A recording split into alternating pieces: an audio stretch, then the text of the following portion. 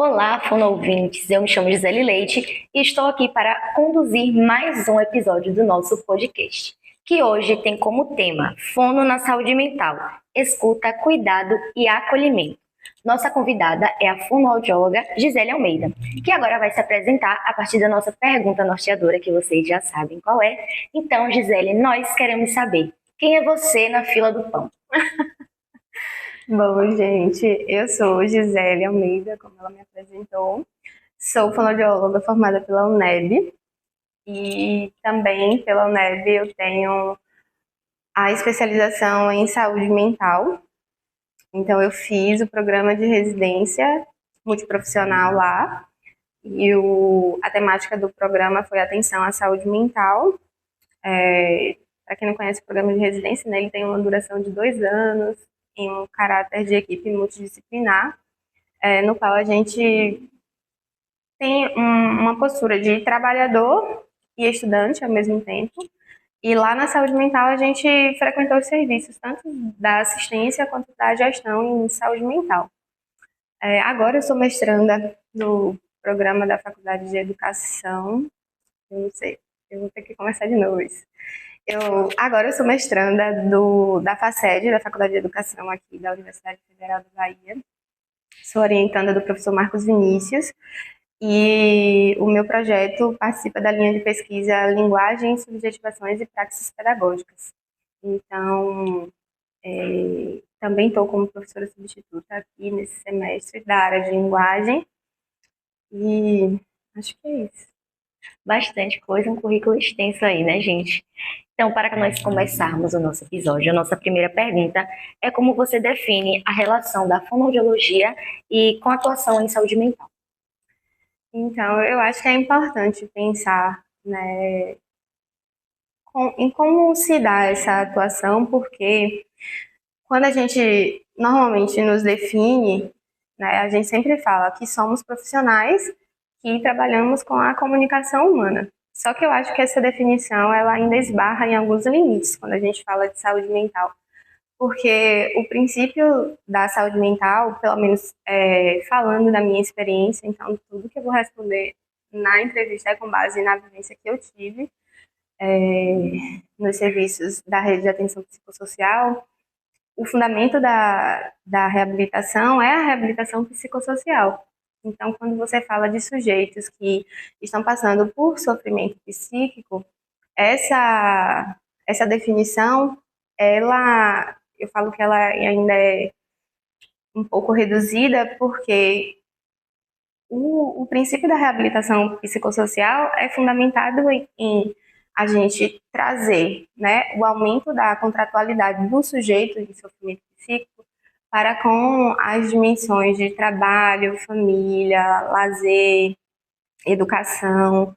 Então, a gente pensa em trazer mais autonomia para essas pessoas, trazer garantia de direitos, trazer acesso, né, aos serviços de saúde, dar voz, dar lugar para que elas sejam validadas, escutadas, porque a gente sabe que muitas vezes essas pessoas são invalidadas simplesmente pelo próprio diagnóstico que ela tem ou pelas condições que se apresentam de uma maneira muito difícil. Então, assim, conviver com a loucura não é algo fácil, né? Essa definição de profissional que atua com a comunicação, ela não é suficiente para a atuação no campo da saúde mental, porque se a gente pensa em uma pessoa que está em sofrimento psíquico e em todas, né, como é que eu posso dizer, afetações que ela vai ter decorrente disso, o fundamento da reabilitação psicossocial é justamente o de devolver um pouco mais de autonomia para esses sujeitos, fazer com que eles sejam escutados e validados mesmo nas suas condições específicas.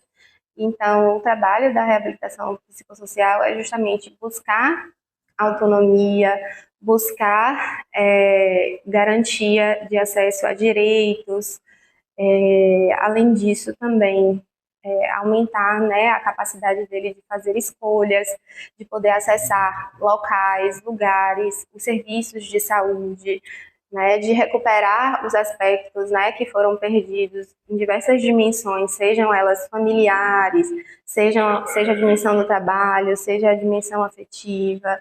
E, enfim, é um trabalho muito amplo que não se reduz apenas à perspectiva que a gente costuma enxergar na clínica tradicional. Eu acho que é muito importante falar sobre isso, porque a gente foi ensinado, na verdade, né, a trabalhar numa perspectiva. Na verdade, a fonoaudiologia nasceu dessa perspectiva corretiva, né, de homogeneização da língua e da fala, e alguns princípios dessa abordagem ficaram enraizados, né, nas nossas práticas.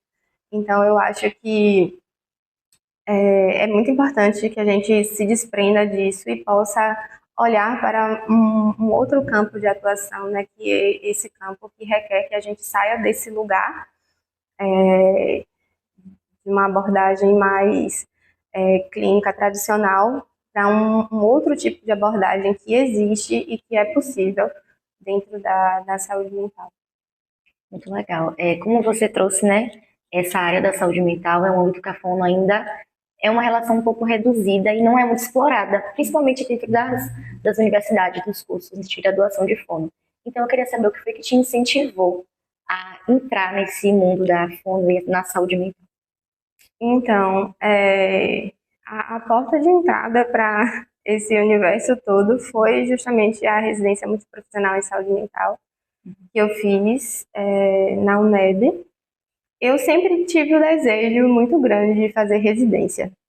E aí, durante a graduação, eu fui aproveitando, né, as experiências que seriam possíveis naquele período e que iriam favorecer para essa entrada na residência. Então, eu participei de projetos de iniciação científica, participei de monitorias, participei de liga acadêmica, de centro acadêmico também, já fiz parte, e tudo isso foi ajudando a construir esse currículo que era necessário para o processo seletivo lá do Enare, que não sei se vocês conhecem.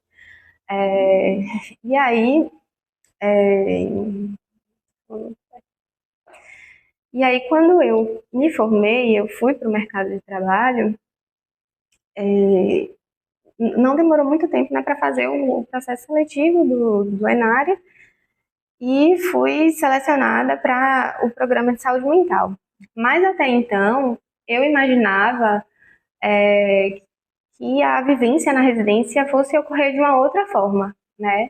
Então, quando eu descobri quais campos a gente ia visitar, como seria feito, foi, assim, de início, já um mergulho nesse universo, porque eu lembro de das primeiras coisas que de eu ter escutado é que a saúde mental é um programa que não vai para o hospital.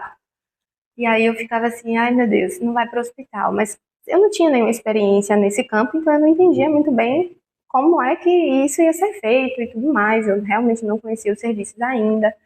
E aí foi um processo de construção mesmo, né? De entender que é possível fazer saúde mental para além desses ambientes hospitalocêntricos.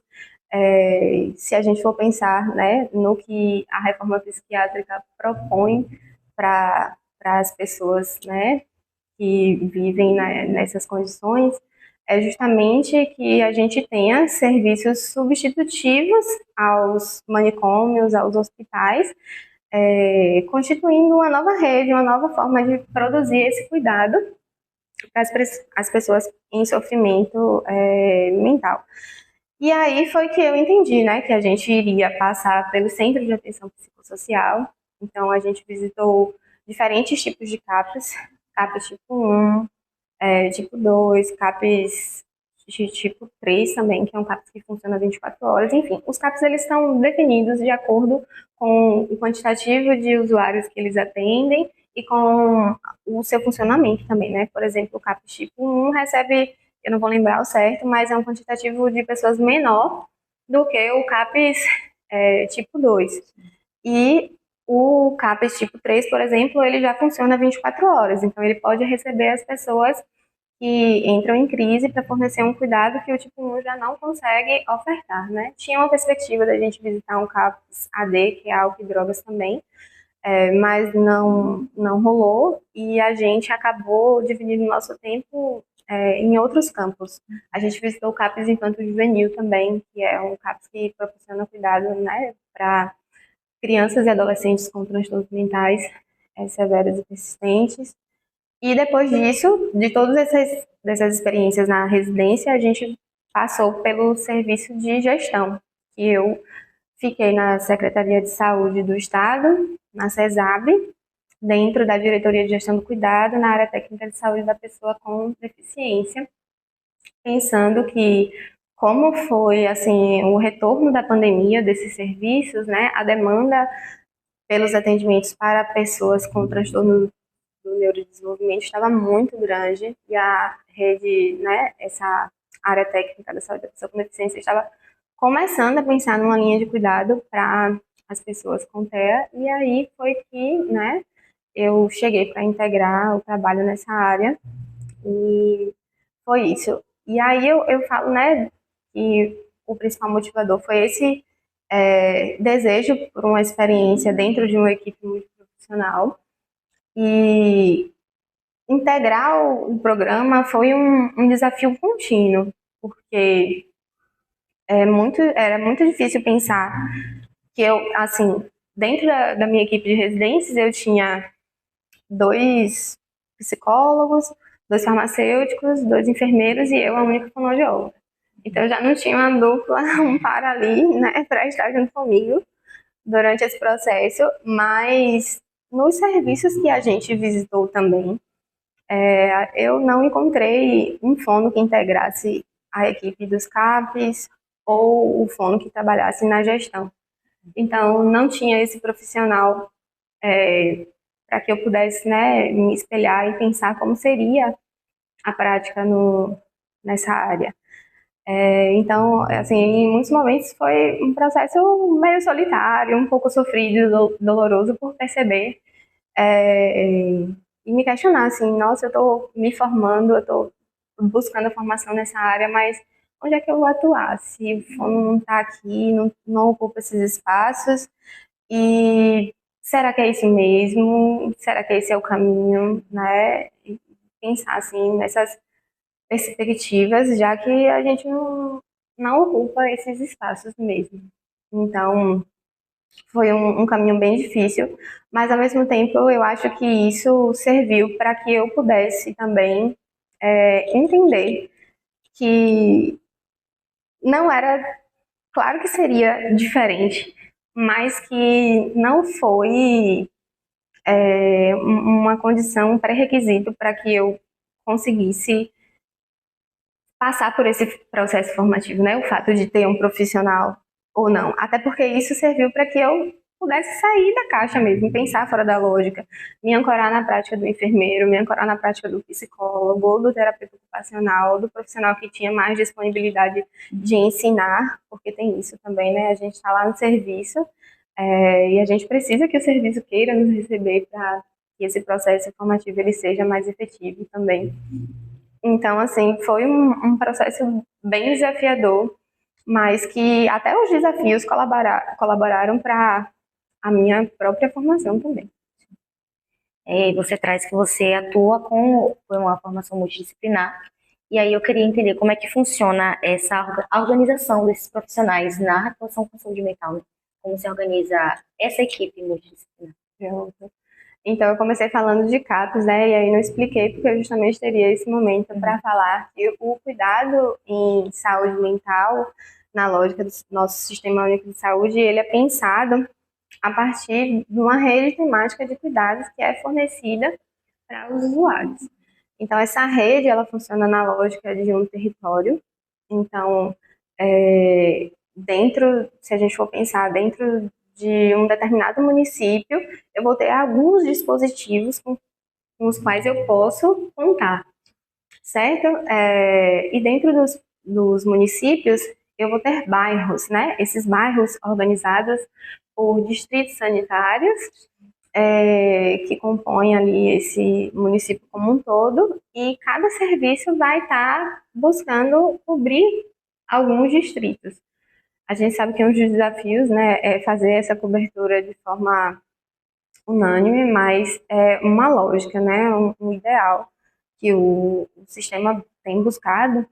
E aí, pensando nesse cuidado articulado em rede, é, é interessante entender que o cuidado em rede ele vai proporcionar ao usuário essa, como que eu posso falar, esse passeio, né, pelos serviços a depender das suas necessidades. Então, dentro da rede de atenção à saúde mental, a gente tem os serviços de alta, média e baixa complexidade, sendo sempre a atenção básica a ordenadora do cuidado, né, a porta de entrada.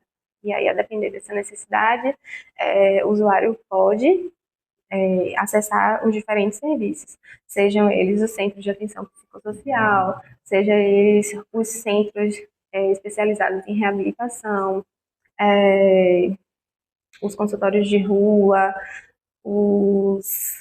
é, meu Deus, me fugiu agora. Os dispositivos, eu falei disso outro dia na disciplina, mas agora fugiu tudo. Enfim, se eu lembrar em outro momento eu falo e aí a gente recapitula. Mas para pensar que esse cuidado é ofertado em diferentes níveis de atenção. Então, eu tenho serviços que eu posso contar para urgência e emergência, eu tenho para os serviços de média complexidade, eu tenho os de baixa complexidade também.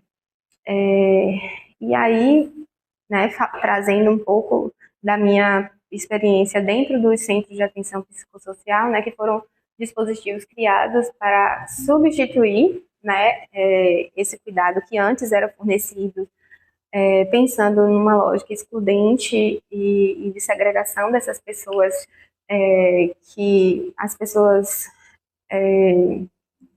por muito tempo, né, assim como as pessoas com deficiência passaram por passam até hoje, pelas dificuldades, né, com relação a essa inclusão que tanto se busca, né, com as pessoas com loucura também aconteceu um pouco, né, uma situação um pouco parecida. E aí eu já viajei, eu vou voltar aqui para o meu tópico. Hoje tá difícil, gente, vai perdoando, viu? Então, os CAPs, eles foram criados justamente para compor, né, esses serviços substitutivos, pensando em um cuidado pautado na escuta, no acolhimento, na recuperação dessa cidadania e da dignidade da pessoa com transtorno mental, porque antes, né, antes da reforma psiquiátrica, esse cuidado era ofertado de uma maneira diferente. A gente tinha práticas violentas e excludentes para essas pessoas que eram, né, marginalizadas no sentido de ficar à margem mesmo, né, de serem abandonadas pelas suas famílias, pessoas que não sabiam lidar, não sabiam como promover esse cuidado necessário, e muitas vezes essas pessoas eram realmente excluídas desse entorno social, e aí, mais uma vez recuperando, os CAPs chegam para compor, né, essa rede substitutiva. Então, os centros de atenção psicossocial foram serviços criados, né, pensando a partir desse movimento de reforma psiquiátrica que começou a levar, né, a sociedade a pensar em um novo modo de olhar e conceber, né, o cuidado para essas pessoas que convivem com a loucura, né? Porque se antes a gente tinha práticas excludentes, violentas, né? O depósito mesmo desses corpos em estruturas manicomiais, hoje a perspectiva, a partir da reforma psiquiátrica, é justamente que essas pessoas possam conviver em sociedade, que elas possam ter mais dignidade, de fato, né? Em um cuidado baseado no acolhimento e na inclusão e não em práticas excludentes e violentas. E aí, né, trazendo para uma questão que eu tenho mais propriedade para falar, que é o trabalho dentro do Centro de Atenção Psicossocial, nos CAPs a gente tem equipes, né, multiprofissionais atuando dentro deles. Então a gente tem profissionais da psicologia, da fonoaudiologia, teoricamente deveria, né? Mas na realidade que eu vivi, né, durante a residência não tinha. Já teve até em outra época e depois com a mudança, né, de alguns aspectos de algumas políticas também houveram cortes, porque a gente sabe também que tudo isso vai influenciar na forma como que o nosso sistema se organiza. E enfermeiros, psicólogos, médicos, assistentes sociais, oficineiros, técnicos de enfermagem, né, farmacêuticos. Eu devo estar me esquecendo de alguma categoria, mas só para esboçar um pouco, né, da diversidade de profissionais que, né, trabalham na lógica desse serviço. Então, quando a gente tem um usuário que chega no centro de atenção psicossocial, o que é feito, né? Cada serviço tem um fluxo próprio, mas tem alguns aspectos que não destoam muito. Então, o serviço ele funciona como uma porta aberta também. Então, eu posso ser encaminhado de algum ponto da rede por algum profissional, mas eu também posso ir por demanda espontânea, me apresentar e dizer que eu tenho a necessidade de atendimento. A partir disso, né, alguns serviços fazem triagem para entender a real necessidade, porque os CAPs eles só atendem transtornos mentais severos e persistentes. Então, entende-se que se esse transtorno não está muito agravado, o paciente tem que ser atendido nos dispositivos da baixa complexidade, então na atenção básica. E se está numa condição também de crise, talvez o CAPS, a depender da sua tipologia, consiga dar conta, mas talvez eles tenham que promover um redirecionamento mais adequado da alta complexidade para poder, né, poder o quê, meu Deus? Enfim, voltando. Então, né, você pode acessar o CAPS por demanda espontânea e normalmente é feita uma triagem para entender se o paciente, né, de acordo com a necessidade, vai ser atendido ali mesmo, já que o CAPS só atende transtornos mentais severos e persistentes, e se não for severo e persistente, ele vai precisar ser encaminhado para um outro ponto de atenção da rede, tá? A partir disso, né, se for uma necessidade de permanecer no CAPS, também é observado o território no qual o paciente reside, porque não faz sentido que um paciente da Cidade Baixa seja atendido no CAPS do Jardim Armação. Então, pensando na lógica do território, ele deve ser acolhido no CAPS mais próximo da região onde ele mora. E aí, se for o caso, né, de permanecer no serviço, o usuário ele é acolhido, né, e após o acolhimento ele é matriculado no serviço. Então, toda essa equipe multiprofissional, ela se organiza em mini equipes de referência para poder atender um determinado número de casos, né, dentro dos usuários que são assistidos naquele serviço. E aí, a partir, né, do distrito sanitário que ele resida, ele pode ser atendido por aquela equipe, aquela mini equipe, vamos supor, uma mini equipe pode ser formada por um fono, um psicólogo e um enfermeiro. E por aí, né, os profissionais vão se dividindo para tentar atender esses casos.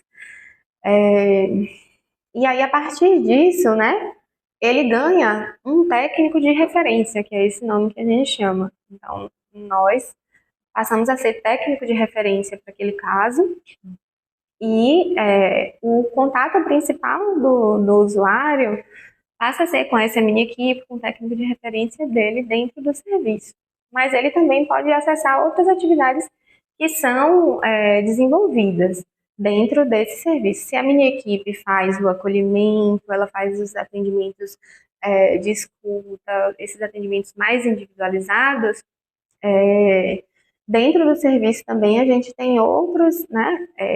Além disso, também a minha equipe de referência pode fazer visita domiciliar para entender, né, o contexto de vida daquele sujeito, como ele está inserido. Às vezes, a depender da condição do paciente, né, ele não vai conseguir acessar o serviço, mas o serviço pode ir até ele. Então, a gente não precisa esperar que o usuário vá, mas a gente também pode fazer esse movimento contrário de ir até lá É, também tem, dentro dos CAPs, né, as oficinas em grupo, tem diversos grupos terapêuticos, a depender disso vai variando, né, da necessidade do público e do que é possível dentro de cada serviço também. Então, dentro dos serviços, né, do CAPES, a gente pode ter o acolhimento, os atendimentos individuais, né, que dizem respeito à construção desse projeto terapêutico singular, que é um recurso muito utilizado dentro da reabilitação psicossocial. Então, é quando a gente vai sentar junto com o sujeito, entender quais as dimensões da vida dele que estão sendo afetadas, né, pensando naquilo que a gente falou um pouco no início. Se é uma dimensão religiosa, se é uma dimensão voltada para a educação, se é lazer, se é trabalho, se é familiar, né? Se tem a ver com os relacionamentos afetivos, né? Se diz respeito à circulação social dele em todos esses aspectos. Então, o PTS vai buscar restabelecer algumas condições para que esse usuário possa retornar à vida dele. E a partir disso, ele também pode ser inserido nas oficinas, nos grupos terapêuticos disponibilizados dentro do serviço. Se ele não tiver condições de ir até o serviço pode fazer visitas domiciliares para ir até esse usuário também. No movimento, né, esse movimento contrário pode acontecer. Dentro do serviço também tem as reuniões de equipe para que os casos sejam discutidos, para que, né, uma melhor dinâmica de atendimento seja pensada para a necessidade desses usuários.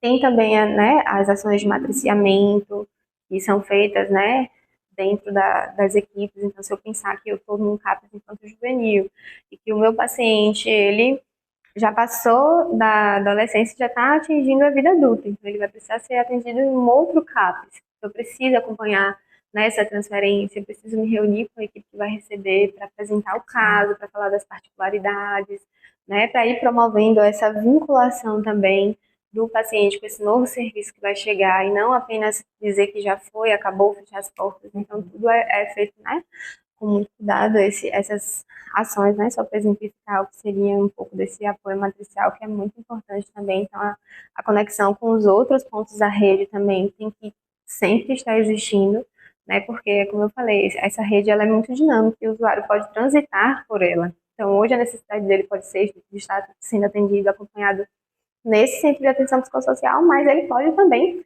precisar de um atendimento de urgência e emergência, ou ele pode precisar de um atendimento na atenção básica também. E aí, quando você fala desse atendimento à pessoa, né, com um transtorno psiquiátrico, você fala muito dessa relação com outros profissionais, enfermeiros, assistente social e o psicólogo. E aí eu queria que você diferenciasse um pouco qual seria a escuta realizada pelo psicólogo e a escuta realizada pelo fono. Qual é essa diferença entre a atuação desses dois profissionais? Então, acho que é importante a gente falar sobre um termo, né, que está aí contido na pergunta, que seria a escuta qualificada, né? A escuta, ela é considerada uma tecnologia leve que é muito utilizada para a construção dos vínculos, né? Em diversos serviços de saúde. Então, ela é baseada principalmente na disponibilidade que a gente coloca em estar ali para o outro, para ouvir, né, o que o outro vai trazer para a gente. E é uma temática bem importante, né, e principalmente problemática, porque a gente costuma pensar no profissional de saúde, no geral, mas no profissional de saúde mental, né, já que a gente está nessa temática, como um profissional que já vem preparado ou pronto para lidar com o sofrimento psíquico, quando na verdade não é possível. Assim como também não é possível se blindar contra o sofrimento do outro, porque é uma prática que inevitavelmente traz afetamentos. Eu acho que o problema passa a ser quando esse sofrimento ele começa a ser tratado de uma forma individual, né, gerida pelo trabalhador, sem um apoio institucional. Então, eu estou querendo dizer que falar para o profissional que ele precisa praticar o autocuidado, ou que ele precisa fazer terapia, que ele também precisa ter momentos de descanso, que ele precisa, né, praticar esporte. É importante, mas não é suficiente se esse profissional ele não tem condições adequadas de trabalho, se esse profissional ele não consegue ter espaços de troca para poder compartilhar, né, com a equipe os desafios que permeiam a produção desse cuidado, se a gente não tem política pública que garanta, né, a esse usuário um acesso integral à saúde. Então, são fatores que dependem de muitos aspectos. Um pouco do que eu falei, é importante entender que é possível, sim, estabelecer também limites para a disponibilidade que a gente coloca para o outro e que isso não vai diminuir a nossa capacidade enquanto profissional, mas que existem questões outras que também interferem no nosso fazer e também vão trazer uma melhor perspectiva para o trabalho que a gente desenvolve, né? Enquanto trabalhadora desse campo, durante a experiência da residência, por exemplo, muito disso acabou me afetando, justamente por perceber que a gente lida com pessoas em situação de rua, pessoas com sofrimento intenso, pessoas que não têm o mínimo de uma rede de apoio, uma estrutura familiar, um suporte, né, para enfrentar todos esses desafios do transtorno mental e perceber que a gente não tinha, assim, dentro dos serviços, o mínimo para ofertar para essas pessoas. Então, isso também faz parte dos meus questionamentos, né? Até que ponto eu consigo permanecer num local como esse trabalhando dessa forma, já que eu não posso ofertar o cuidado que seria ideal para essas pessoas dentro das condições que é possível desse serviço. Então, a gente vai construindo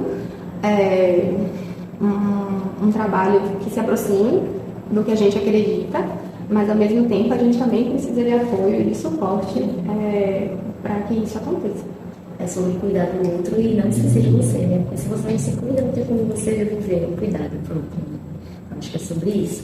E agora, chegando pro final do nosso episódio, eu queria saber que avanços ou, né, quais novas técnicas podem surgir daqui para frente dentro da fonoaudiologia para que a área da saúde mental seja mais explorada, até mesmo dentro dos cursos de atuação e na atuação também, porque a gente não vê ele falando muito, né?